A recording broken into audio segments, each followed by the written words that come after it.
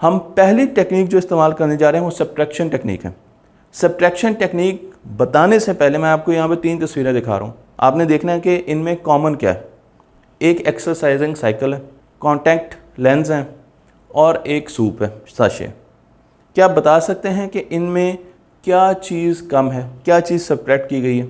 अगर आप इन तीनों चीज़ों को देखें तो साइकिल की तरफ आते हैं। साइकिल आपके पास होता है जो कि 2 पहियों वाला होता है और स्टैंड होता है, लेकिन अगर आप उसमें से एक पहिया निकाल दें पिछला और उसका स्टैंड निकाल दें और उसको सिंप्लीफाई कर दें तो आपके पास एक ऐसा एक्सरसाइज साइकिल आ सकता है जो कि आप घरों में रख सकते हैं। तो आपने सब्ट्रैक्ट की कुछ चीज़ें। इसी तरीके से आप ऐनक का इस्तेमाल करते हैं, मैं ऐनक का इस्तेमाल करता हूँ और उसमें फ्रेम होता है। लेकिन अगर मैं सोचूं कि फ्रेम को अगर ख़त्म करना हो तो हमारे पास ग्लास रह जाएगा और ग्लास कभी आँख के ऊपर टिक नहीं सकता, तो मुझे उसको हमेशा आँख के अंदर लेके जाना पड़ेगा। तो हमारे पास लेंस आए जिसमें ऐनक से फ्रेम को हमने सब्ट्रैक्ट किया, तो हमारे पास एक नई जिद्दत आ गई, नई इनोवेशन आ गई जिसे लेंस कहा जाता है।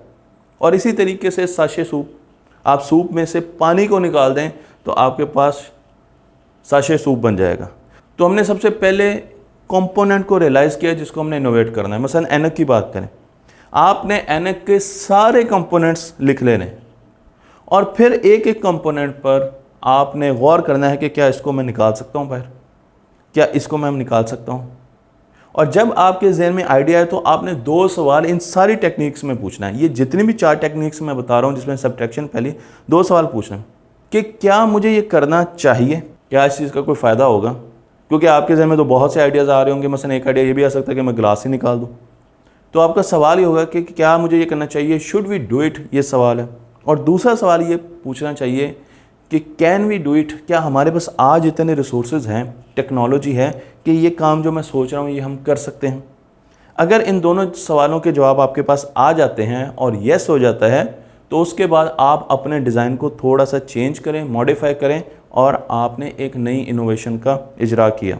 मैं आपको दूसरी टेक्निक की तरफ लेके जाता हूँ जिसे डिवीजन टेक्निक कहा जाता है। इसमें हम चीज़ों को सेपरेट करते हैं, अलग अलग करते हैं, माइनस नहीं करते, सेपरेट करते हैं। तो मैं आपको एक एग्जांपल देता हूँ स्कीइंग बोर्ड की, जो कि आपने तस्वीरों में भी देखी होगी, जिसमें स्की करने वाला बंदा अमूमन बोर्ड से दूर होता है और उसके हाथ में एक रोप, उसके साथ वो मूव कर रहा होता है और बोर्ड के अंदर एक ड्राइवर बैठा होता है जिसके पास हैंडल होता है और वो कश्ती को मनूवर कर रहा होता है। तो स्की करने वाला पीछे होता है और ड्राइवर कश्ती के अंदर होता है और कश्ती के पास एक पूरा का पूरा गाड़ी का सिस्टम होता है। जिस तरीके से हमारे पास स्टीयरिंग होता है उसी तरीके से हम कश्ती को मनूवर कर रहे होते हैं।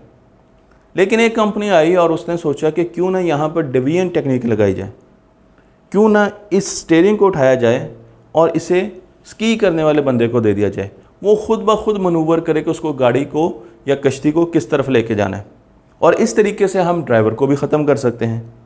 तो उन्होंने नया डिज़ाइन दिया जो कि अब बहुत तेज़ी से इन कश्तियों में आ रहा है और उसमें जो स्की करने वाला है जो कि पीछे है उसके पास जॉयस्टिक होती है, उसके पास स्टीयरिंग होता है और वो वहीं से गाड़ी को, यानी कि बोट को, मैं बार बार गाड़ी का लफ्ज़ कह रहा हूँ, बोट को स्की कर रहा होता है और साथ साथ उसे मनूवर भी कर रहा होता है। तो आपने ड्राइवर ख़त्म कर दिया, आपने उसका स्टीयरिंग ख़त्म कर दिया, उसको सिंपल कर दिया, बोट्स छोटी हो गई क्योंकि अब उसमें इतनी चीज़ों की ज़रूरत ही नहीं थी। आपने इनोवेशन की। तो आपने 2 सवाल पूछे कि क्या ये हमें करना चाहिए, पहला, और जवाब है बिल्कुल करना चाहिए, ताकि आप सिंप्लीफाई कर सकें और छोटी से छोटी बोट बना सकें तो आपको फ़ायदा होगा और भी बहुत से फ़ायदे होंगे। क्या हम कर सकते हैं? उस कंपनी ने कहा जी बिल्कुल हम कर सकते हैं, हमारे पास ऐसी टेक्नोलॉजी है कि हम ऐसी बोट्स बना सकते हैं। और फिर उन्होंने वो डिज़ाइन बनाया और उसको मॉडिफाई किया तो आपके पास डिवीजन टेक्निक से एक इनोवेशन आ गई। लेकिन डिवीजन टेक्निक में एक चीज़ का ख्याल रखना है कि आपने जो बेसिक कॉन्सेप्ट है उसको प्रिजर्व रखना है। मसलन अगर आप केक बेच रहे हैं और केक को काट काट कर डिवाइड करके आप पेस्ट्रीज़ बना देते हैं तो उसमें भी वही चीज़ें होनी चाहिए जो केक में हों। फंक्शन उसके अगर 19 हैं तो आप 22 फंक्शन तो दे सकते हैं छोटी चीज़ में, लेकिन 18 फंक्शन नहीं दे सकते। तो अगर आपने चीज़ों को डिवाइड किया, सेपरेट किया, छोटा किया और उसके बाद आपने कम फैसिलिटीज़, कम फंक्शंस दिए तो उसका मतलब यह है कि आपने अच्छी इनोवेशन नहीं की। अब मैं आपको तीसरी टेक्निक की तरफ लेके जाता हूँ जिसे मल्टीप्लिकेशन टेक्निक कहते हैं। कुछ अरसे पहले जब हम छोटे थे, जब भी तस्वीर खींचते थे कैमरे से, आंखें लाल नज़र आती थी। इसे रेड आई इफेक्ट कहते हैं। और होता यह है कि आपकी आंखों के प्यूपल, जो ब्लैक कलर के डेले होते हैं, वो खुले होते हैं, और जैसे ही आप फ्लैश लाइट उस पर मारते हैं तो फ़ौरन ज़्यादा लाइट आपकी आंखों के अंदर जाती है। पीछे नर्व सेल्स हैं, ब्लड है, वो वहाँ से पीछे नर्व सेल से रिफ्लेक्ट होती है, वापस आती है, तो आपको रेड कलर नज़र आता है। अब कंपनीज़ ने इस पर बहुत ज़्यादा सोचना शुरू कर दिया, और उन्होंने ये भी देखा कि क्या हम कॉस्ट को बहुत ज़्यादा बढ़ाए बगैर इस चीज़ को सॉल्व कर सकते हैं। तो उन्होंने क्या यूज़ किया? मल्टीप्लिकेशन टेक्निक यूज़ की। 2 फ्लैशेस दी। अब हर कैमरे में आपके पास 2 फ्लैशेस आती हैं, लेकिन वो इतनी जल्दी फ्लैश होती हैं कि आपको पता नहीं चलता। पहली फ्लैश का काम क्या होता है? उसका काम ये होता है कि वो फ्लैश करती है, आपकी आंख के अंदर रोशनी जाती है, रोशनी बाहर आती है, इतनी देर में आपका जो प्यूपल है वो सिकुड़ जाता है। वो रोशनी को डिटेक्ट करता है, जिस तरीके से मैं आपको तस्वीर में दिखा रहा हूँ, और वो छोटा हो जाता है। लेकिन पिछले कैमरे में तो इस वक्त तक हम तस्वीर खींच लेते थे, रोशनी चली गई, अब तो साथ ही दूसरी फ्लैश आएगी तो आपकी आंख का प्यूपल ऑलरेडी छोटा हो गया है, अब उसमें ज़्यादा लाइट नहीं जा सकती। अब वो जितनी लाइट आएगी वो ज़्यादातर आपके चेहरे पर पड़ेगी और आपकी तस्वीर बिल्कुल साफ़ नज़र आएगी। क्योंकि आपके आंख के अंदर लाइट ज़्यादा नहीं जा रही, इसलिए रेड आई भी नहीं नज़र आएगी। तो अब जितनी भी कैमरे की कंपनीज़ हैं वो डबल फ्लैश देती हैं, जो कि बहुत तेज़ी से चलती हैं, आपको अंदाज़ा नहीं होता, लेकिन ये एक इनोवेशन है। और इसमें आपने मल्टीप्लिकेशन टेक्निक यूज़ की है, यानी कि आपने एक एग्जिस्टिंग फैसिलिटी को, एक एग्जिस्टिंग इक्विपमेंट को कॉपी कर दिया। तो आप सबसे पहले कैमरे को लेंगे, उसके अज्जा को देखेंगे, उसके एक एक फंक्शन को देखेंगे, और फिर क्या करेंगे कि उसके अंदर से एक कंपोनेंट लेंगे, सर्विस लेंगे, और उसको थोड़ा सा चेंज करके कॉपी कर देंगे। और फिर आपने सवाल पूछना है कि क्या मुझे ये करना चाहिए, और दूसरा क्या ये हम कर सकते हैं, और फिर आपने उस डिज़ाइन को ज़रा मॉडिफाई करना है और आपने जदीद कैमरे बनाए। P&G, प्रॉक्टर एंड गैम्बल, बहुत बड़ी कंपनी है। उन्होंने सोचा कि हम ऐसा परफ्यूम बनाएंगे, ऐसी फ्रेगरेंस बनाएंगे जो कि जब आप कमरे में लगाएंगे तो आपको हर वक्त खुशबू आती रहेगी। लेकिन हमारी नाक की साइंस, हमारी बॉडी की साइंस ये कहती है कि जिस खुशबू को थोड़ी देर हम सूंघते हैं, उसके बाद हमारे नाक के डिटेक्टर्स, रिसेप्टर्स उसको सूंघना बंद कर देते हैं, सेंस करना बंद कर देते हैं। इसका मतलब ये है कि हमें वो खुशबू थोड़ी देर के बाद नहीं आती।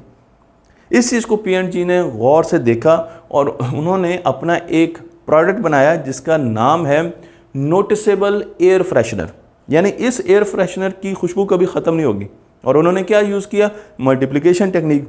उन्होंने एक एयर फ्रेशनर में, एक फ्रेगरेंस में आपको 2 किस्म के सेंट दिए। मैं आपको ये तस्वीर में दिखा रहा हूँ। पहला सेंट स्प्रे किया जाता है, और उसके बाद कुछ देर के बाद दूसरा सेंट स्प्रे किया जाता है। तो पहला सेंट स्प्रे किया, आपका नाक उसका आदी हुआ, और कुछ देर के बाद आपको उसकी स्मेल नहीं आएगी।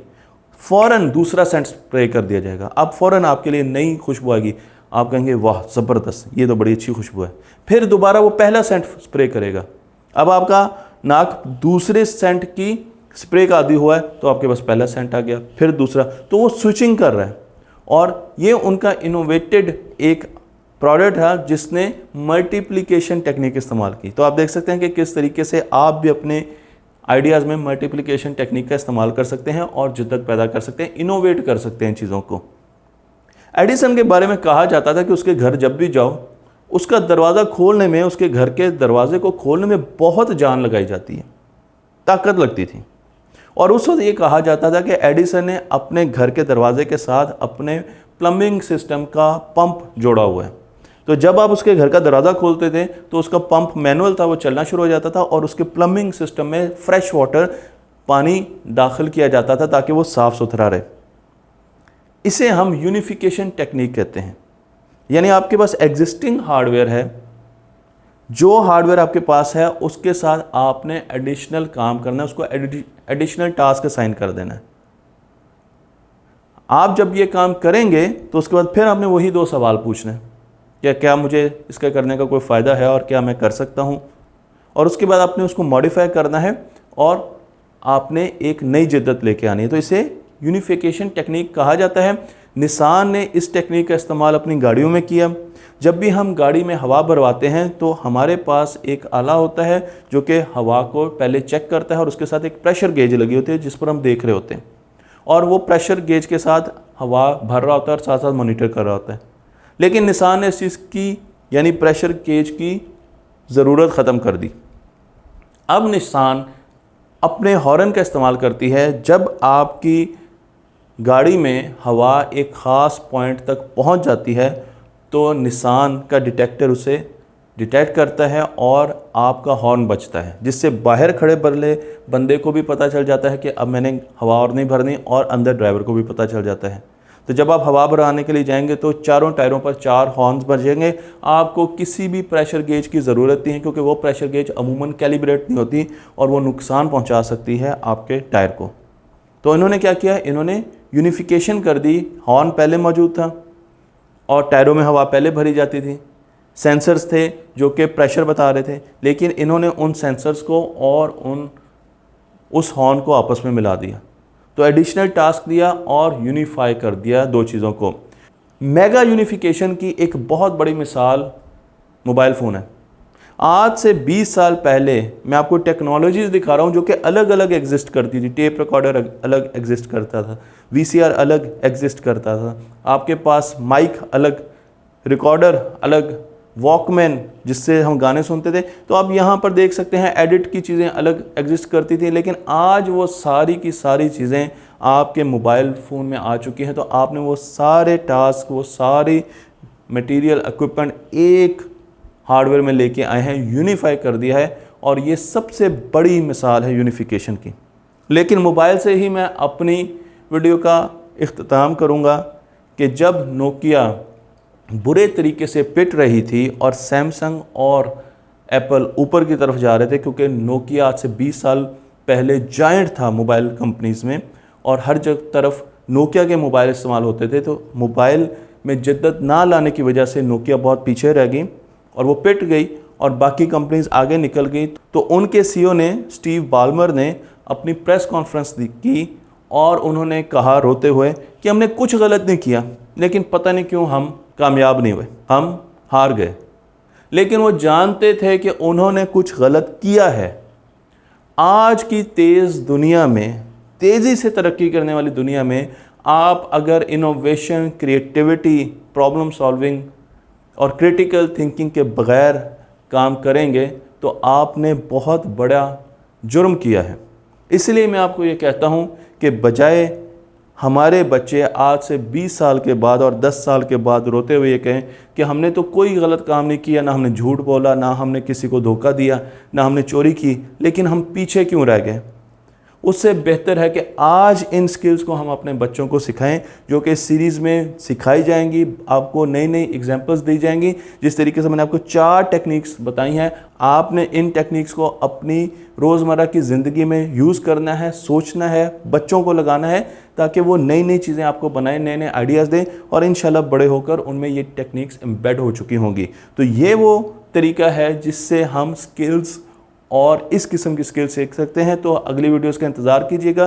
तख्ती ऑनलाइन को लाइक करें, शेयर करें और इस इल्म को हर पाकिस्तानी तक पहुंचा दीजिए।